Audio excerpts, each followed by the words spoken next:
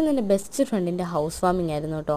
അപ്പോൾ പോകുമ്പം ഗിഫ്റ്റിൻ്റെ കൂടെ എന്തെങ്കിലും ഒരു കാർഡ് വെക്കാമെന്ന് വിചാരിച്ചിട്ട് ഞാൻ പിൻട്രസ്റ്റിൽ കയറി തപ്പി. എനിക്കിഷ്ടപ്പെട്ട ഒരു പിക്ചറും അതേപോലെ തന്നെ എനിക്കിഷ്ടപ്പെട്ട ഒരു ക്വാർട്സൊക്കെ വെച്ചിട്ട് ഞാനൊരു കാർഡ് ഉണ്ടാക്കി. എന്നിട്ട് ഞാൻ പോകുമ്പം ഈ ഒരു ഗിഫ്റ്റ് റാപ്പ് ചെയ്തുകൊണ്ട് തന്നെ എനിക്കതിൻ്റെ ഉള്ളിൽ ഈ ഒരു കാർഡ് വെക്കാൻ പോസിബിൾ അല്ലായിരുന്നല്ലോ. അതുകൊണ്ട് തന്നെ ഞാനൊരു കവറിൽ ഇത് രണ്ടും കൂടി ഇട്ടു. രാവിലെ എണീറ്റിട്ട് ഈ കവർ ഞാൻ മാറ്റി വേറൊരു കവറിലേക്ക് ഇതിട്ടിട്ട് ഞാൻ പോയി. എന്നിട്ട് ആടെ ചെന്നിട്ട് പറഞ്ഞു, ഞാൻ ഈ ഒരു ഗിഫ്റ്റിൻ്റെ കൂടെ ഒരു കാർഡൊക്കെ വെച്ചിട്ടുണ്ട്, ഞാൻ രാത്രിയിൽ ഇരുന്ന് ഉണ്ടാക്കിയതാന്നൊക്കെ. വീട്ടിൽ വന്നിട്ട് ആ കവറെടുത്ത് മാറ്റി വെക്കാൻ നോക്കുമ്പോഴുണ്ട് അതിൻ്റെ ഉള്ളിൽ ഈ കാർഡ്.